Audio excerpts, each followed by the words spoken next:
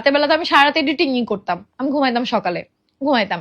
তা আমি ঘুম থেকে উঠেই আমি আহাদকেও কিছু বলি নাই, আমার মেজাজ অনেক গরম ছিল তখন আহাদের উপর।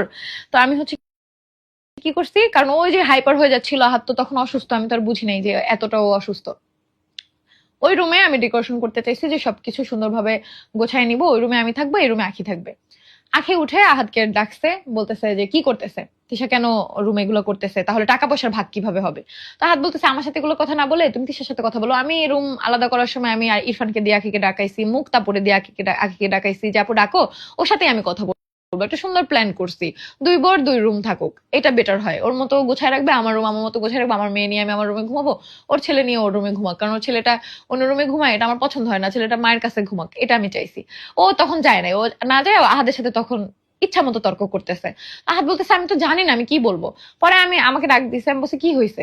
পরে বলে আহাদ যাই জিজ্ঞেস করি ও কিছুই জানে না। আমি বলি তো আমি রুম আলাদা করতেছি, আহাদ এখানে কি জানবে। এটা নিয়ে ঝগড়া ঝামেলা অনেক কিছু হয়, পরে সে থাকবে না, চলে যাবে ওই বেবিকে নিয়ে, তখনই বের হয়ে যাবে। পরে আমি বলছি না, এইভাবে তো যাওয়া যাবে না, এইভাবে তো যাওয়া যাবে না। তোর আম্মু আব্বুকে ফোন দে, বারবার তুই এইভাবে চলে যাবি, একবার বাচ্চাকে রেখে, ও তখনও বলে বাচ্চাকে রেখে দিলে দে, আমার বাচ্চা নিয়ে কোনো মাথা ব্যথা নেই, তোরা রাখলে রাখ, না রাখলে নেই।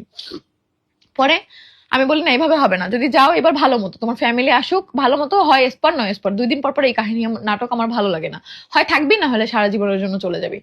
পরে কথা টথা হয়, তারপরে আমি আমার মতো করে বসে থাকি। এরপরে ও কি প্ল্যান, আগের দিনই হচ্ছে প্ল্যান করছিল সবাই যে কক্সবাজার যাবে, তোমাদের ভাইয়া মানসিক ভাবে হচ্ছে যেহেতু অসুস্থ, একটু ঘোরাফেরা করলে, তো প্ল্যান করছে আমি যেহেতু বড় বউ আমাকে নিয়ে আগে যাবে। আমি বলছি না, আমি সবসময় আখিকে আগে প্রায়োরিটি দিতাম। যে ও এমন একটা মানুষ ছিল, গাড়িতে যখন আমি সামনে বসতাম ও তখন ভিডিও করতো, যখন ও সামনে বসতো তখন ও ভিডিও করতো না। সবসময় কিন্তু যাওয়ার সময় আমি বসতাম, আসার সময় ও বসতো, এক সময় যাওয়ার সময় ও বসতো, আসার সময় আমি বসতাম। বাট ও সবসময় ব্লগে শর্ট নিক বা ও নিজে রিলস বানাক এমন সময় বানাইতো, আমি যখন সামনে বসতাম আহাদের পাশে, তখন মানে আমাকে সবসময় কালার সাজাইতো। সবসময় এই জিনিসটা আমি বুঝতে পারতাম না, আমি কিছু বলতাম না, যে যা করে করুক। কিছু কিছু সময় আছে না, ছোট ছোট বিষয় মানুষ গুরুত্ব দেয় না, ওরকম।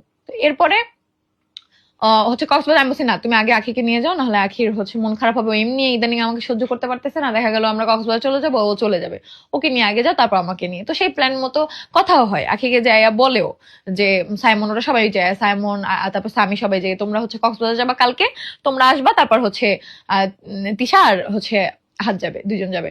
তো এরকমই কথা হয়। তো সেই রাতের কথার পরে কিন্তু সকালবেলা উঠে আমি রুম আলাদা করতেছি, যে সবকিছু গোছাই, ওরা আজকে রাতের বেলা কক্সবাজার যাবে, আমি সবকিছু গোছাই, তারপরে হচ্ছে আসলে আবার আমরা যাবো। আমার তো এগুলো নিয়ে কোনো সমস্যা নেই, কারণ আমি নিজেই তো ওকে আনছি, আমি বিন্দু পরিমাণ কোনোদিন ওকে নিয়ে হিংসা করি নাই, কোনোদিনও এই কথা বলি নাই যে আমি আখিকে মানতে পারতেছি না।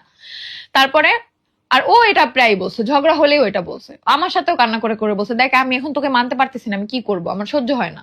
এটা অনেকবার বলছে, তখন আমি একা একা কান্না করতাম যে আমি কারে আনলাম, সেই এখন আমার সহ্য করতে পারতেছে না। ওই যে উপরে সাক্ষী আছে একজন, সে জানে এগুলো সব সত্য না মিথ্যা।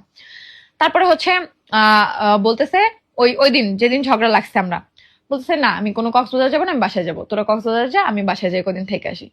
তারপরে আমি বুঝাইতে গেছি, এই ঝগড়াঝাটির পরে আমি আবারও বুঝাইতে গেছি, মুক্তাপুও দেখছে, আবারও আমি বুঝাইতে গেছি যে আখি চল আমাদের সাথে কক্সবাজার, আমরা 3জনই তার থেকে যাই, 2 জন 2 জন না যে, তুই যেহেতু যাইতে চাইতেছিস না, আমি একা যাবো না, তুইও চল, বাবুরা থাকুক, তোর আম্মু আসতেছে, আসলে বাবুকে নিয়ে থাকুক, আমরা চল, আমরা যাই, আলিশাকে আম্মুর বাসায় পাঠিয়ে দেই, আর ওকে আয়াস হচ্ছে তোর আম্মুর সাথে থাকুক, আমরা ঘুরে আসি, ভালো লাগবে।